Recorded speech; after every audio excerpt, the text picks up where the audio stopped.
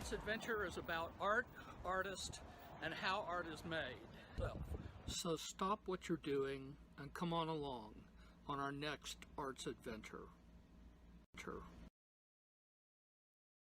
On today's Arts Adventure, we're in Oak Cliff, Texas, visiting with Patricia Rodriguez, who is going to demonstrate. What are you going to demonstrate? I'm going to demonstrate these abstract, botanical, weird, bright paintings that I've been doing lately. Okay. Right. What kind of materials are you working with? Today we're going to be working with acrylics, and I use a kind of a watercolory effect for these that I'm doing, and I'm using golden paints, which are, like, to me, the best, and also Nova colors. They're really good, rich colors. And then I'll even use some of these little funky acrylics just because we're watering them down and they're just easy to use. So, yeah. And everyone like poo-poos these, and I'm like, you know what? There's nothing wrong with these. So yeah, I guess we're gonna get started. Okay. I've laid out a palette, and it's just a bunch of bright colors. My palette's usually pretty bright. I like mixing colors that you might not think work together. And everyone goes, wow, that's awesome. I love your color choices. So I guess I've got some color wizardry, and we're just gonna go with that. So, for these, they're very, I'll do like a couple layers of watery colors. These are kind of just spontaneous. I don't sketch anything out. And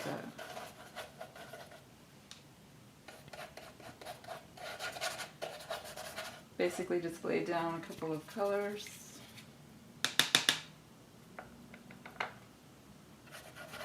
Using little brushes because it's a little canvas.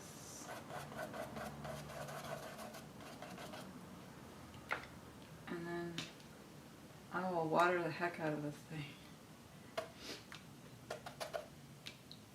And why I started doing this was because my other style was very rigid and very precise, thin little lines, and I needed to loosen up. I think you should always step out of your comfort zone and learn a new technique. And I think that just expands your whole horizon, your tools. Be versatile. So this looks like it's going to be a kind of cool palette.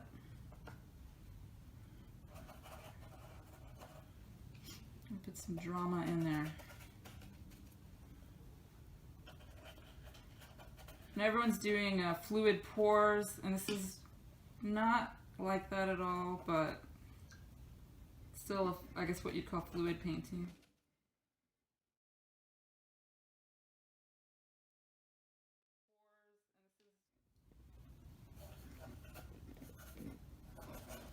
And also like that the water does its own thing, just like nature.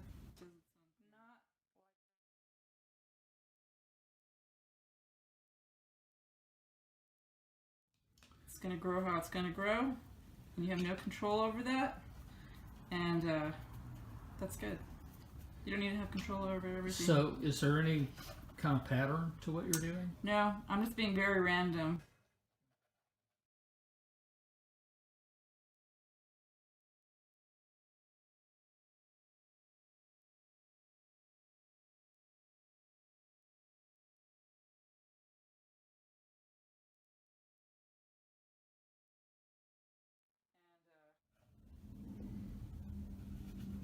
You're using a different color? Yeah, this is I'm like some purples and reds over here. Okay.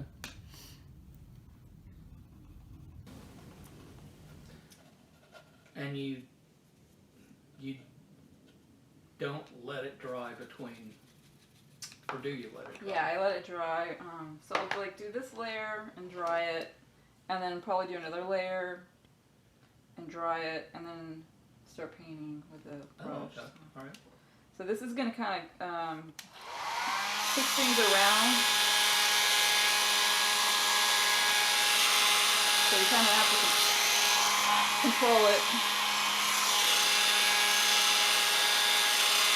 We're doing kind of a honeycomb shape. Kind of cool.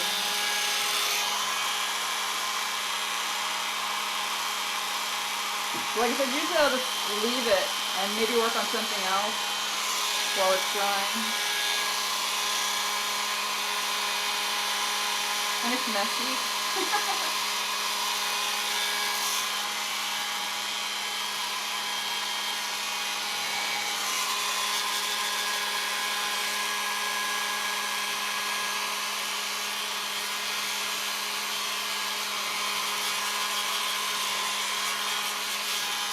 But it'll start making its own shapes, and from there I'll get ideas about what I want those shapes to mean, like how I want to manipulate them.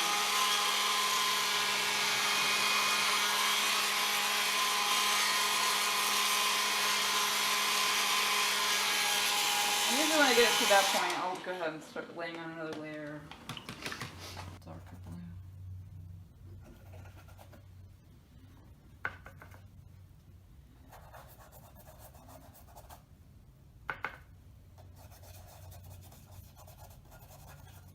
And it was kind of hard to get to this point because, like I said, I was very rigid. I like to be in control of what I was painting. And so for me, it was hard to let go.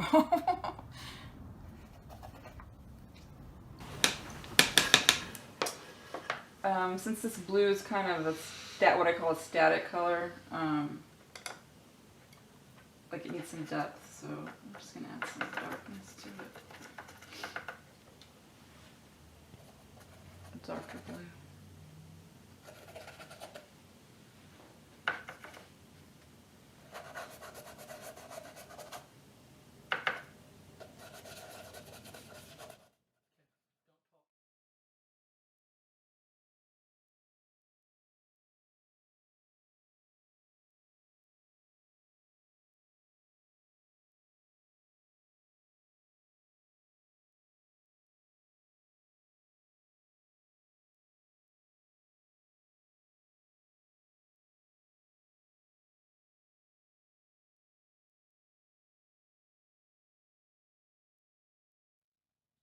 Doing the second layer,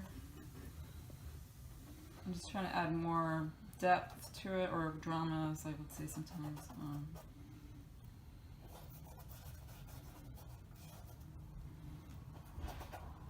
Same colors? Same colors. I added this fuchsia in there, just pop it. But I've been doing a whole little series of these, trying to get ready for a show. And it's tricky because I also have to pay rent. So I have to sell, if someone wants to buy it, I'll sell it to them. But so I'm trying to amass a little army without giving them all away.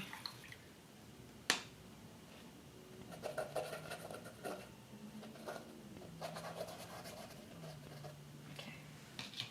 So now we're going to dry this layer.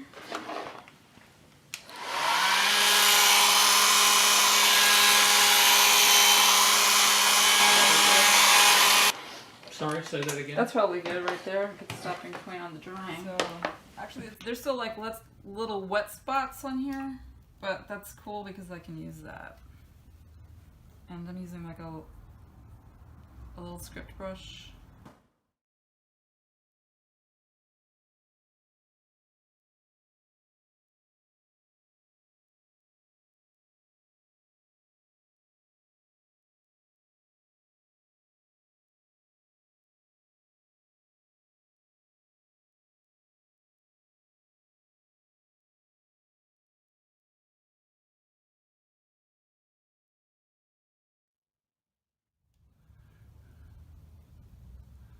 I'm just doing some directional kind of lines that I'll use to build on.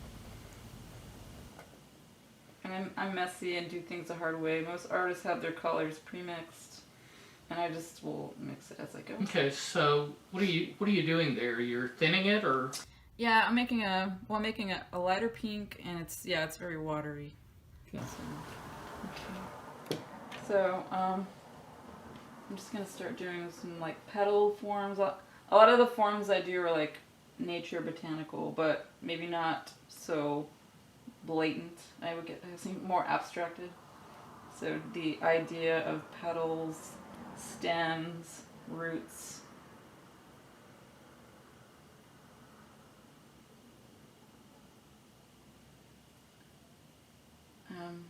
Things will start just evolving, like lizard scales, just any kind of biological kind of textures.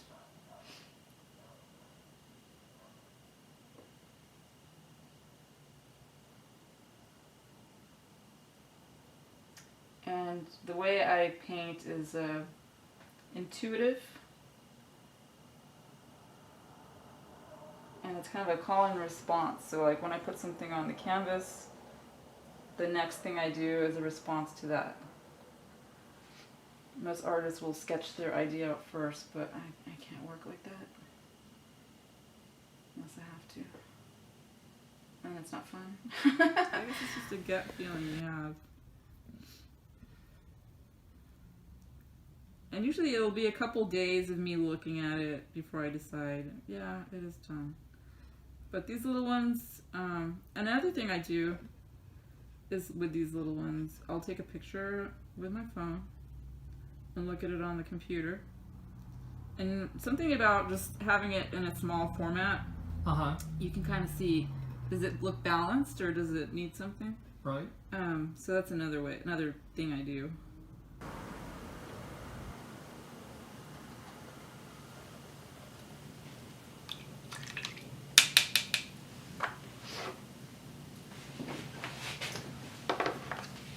This hot red, I like it with the penis.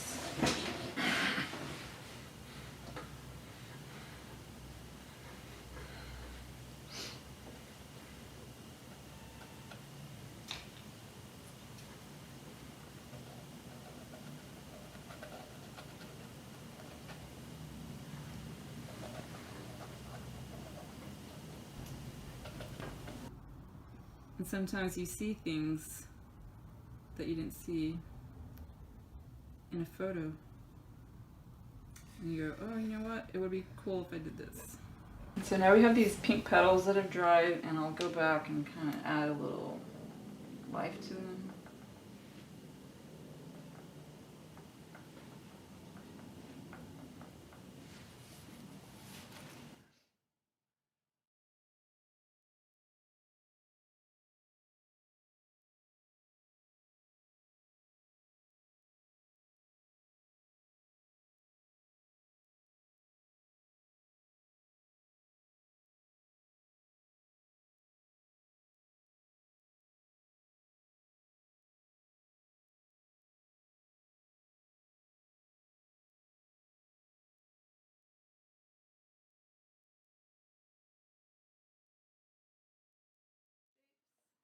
While it seems spontaneous, you're still having to make a lot of decisions.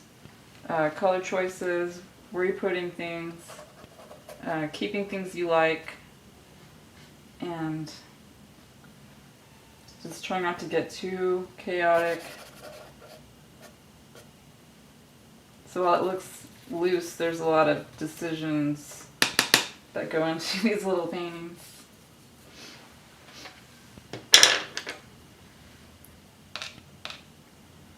And I like having these other paintings here to remind me of things that I was exploring. So I like to keep my old work in my studio around me if I can. If it didn't sell, which by all means it should.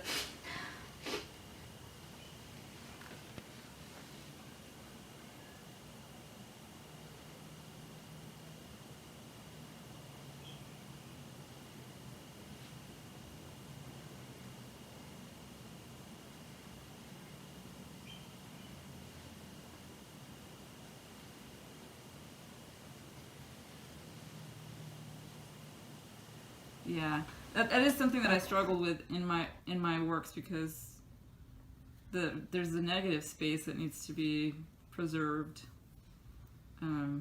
So I think that is why I started doing the little carving out. So if it got too chaotic, it's kind of like solving a puzzle, you know? You made a puzzle for yourself and now you have to figure out how to get out of it.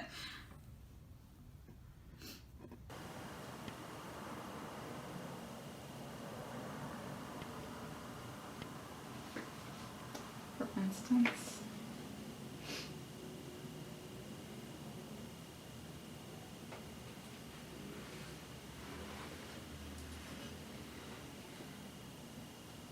take a shape.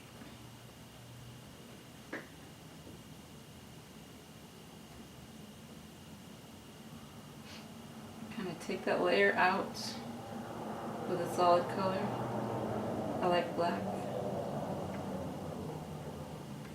I also like to go over the edges of these nice gallery wrap canvases because when they're hanging, you're going to see the edges. So take care of the edges.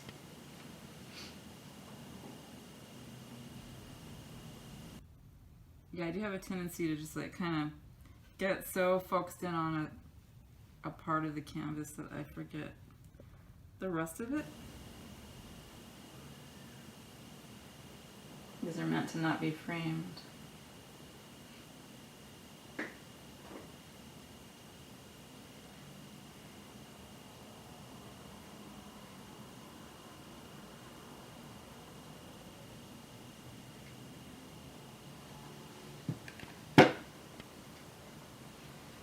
So I'll just go around and cut some more of these out.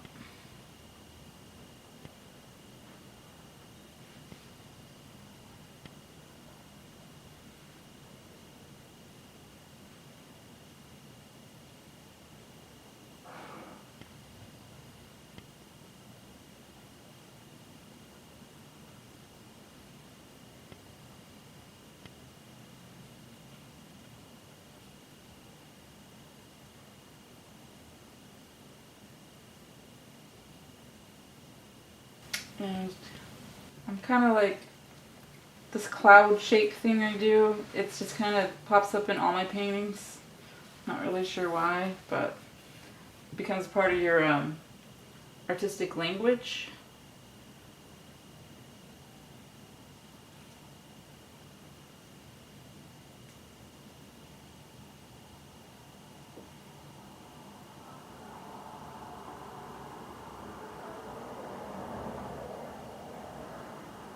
And this adds another layer of depth to the whole thing.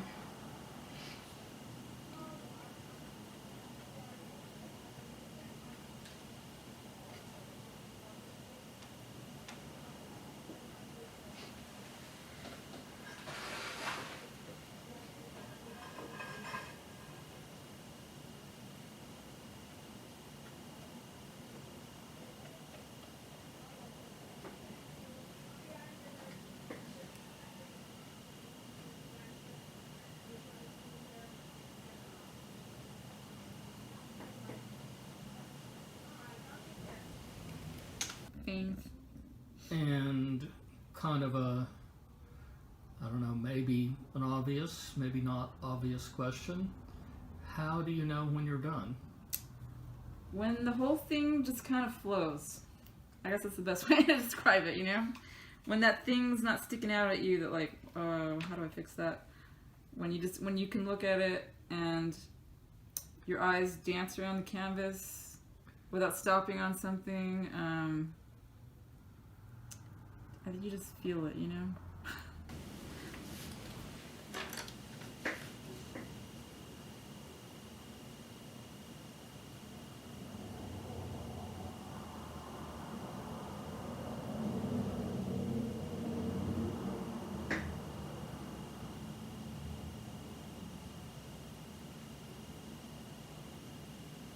So it's kind of like you just dug into the canvas and there's another layer underneath. So I like to try to create a lot of depth with these little ones.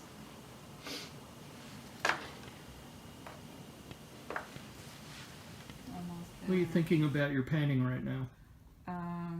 It's getting kind of wild, so probably gonna wrap it up. but this part up here needs a little bit of something. Probably add some more of these little seed pod things. And I'm really into roots and vines and the chaos of tangling them. So I'm gonna add some of those.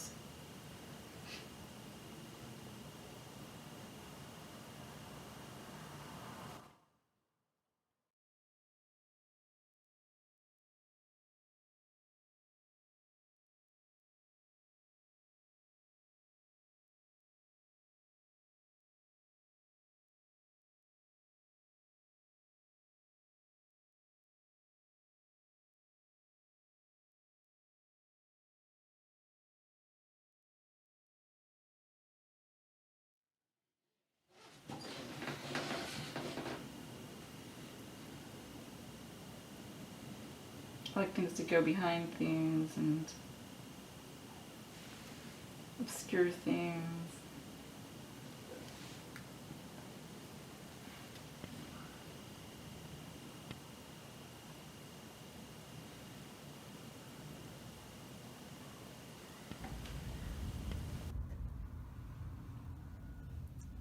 And because it's kind of getting static. So this is kind of the point where I'm editing myself. And anything that needs some magic, just going in, putting it in.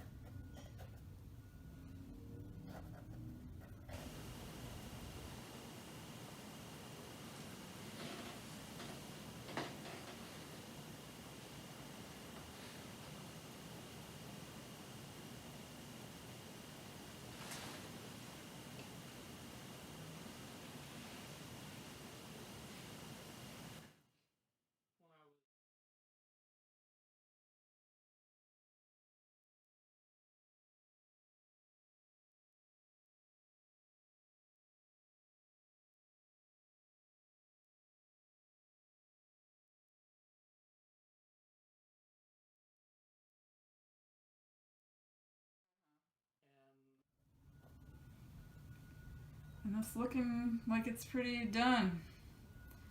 So then I'll dry it.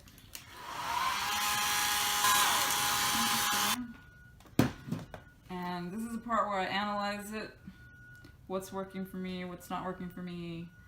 I see this little spot here that's gotten all muddy. That's not gonna fly for me. I'd be standing there for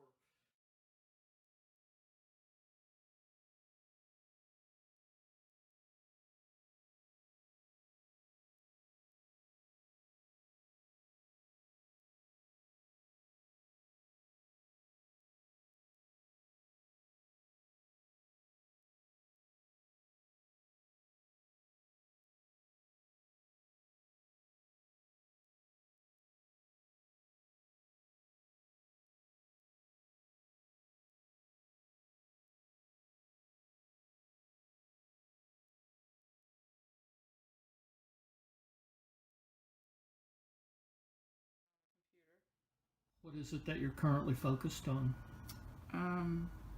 For the painting, Mm-hmm. That painting. I'm trying. I guess my focus right now is on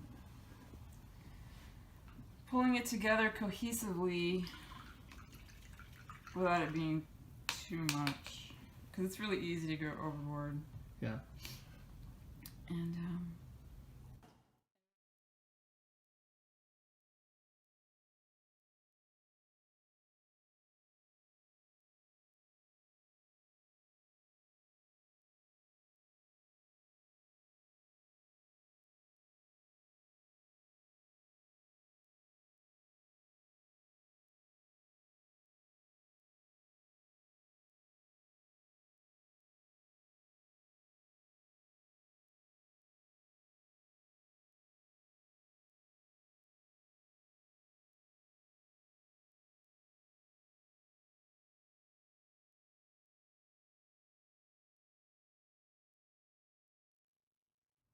like this looks pretty good.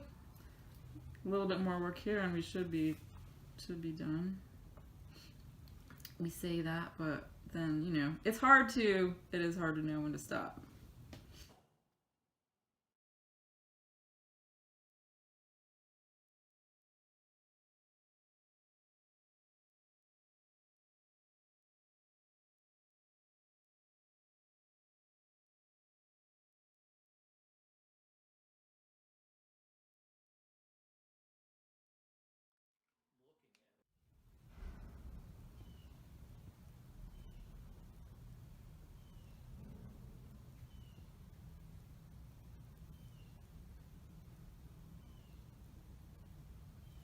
And that's the last thing I do, besides put a hanger on it, and sometimes I'll spray it with a matte spray. Usually matte. Glossy only if I feel the subject matter needs it, like if it was something shiny like snails, shells, or something like that.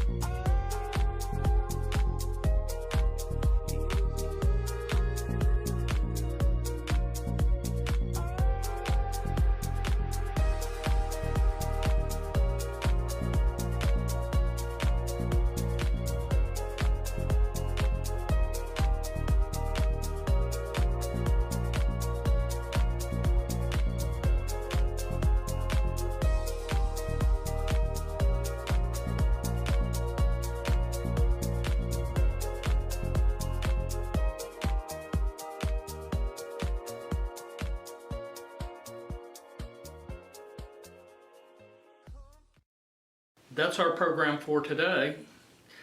We'd like to thank our sponsors for making this program possible, and we'd like to thank you, our audience. We look forward to seeing you again when we embark on another arts adventure.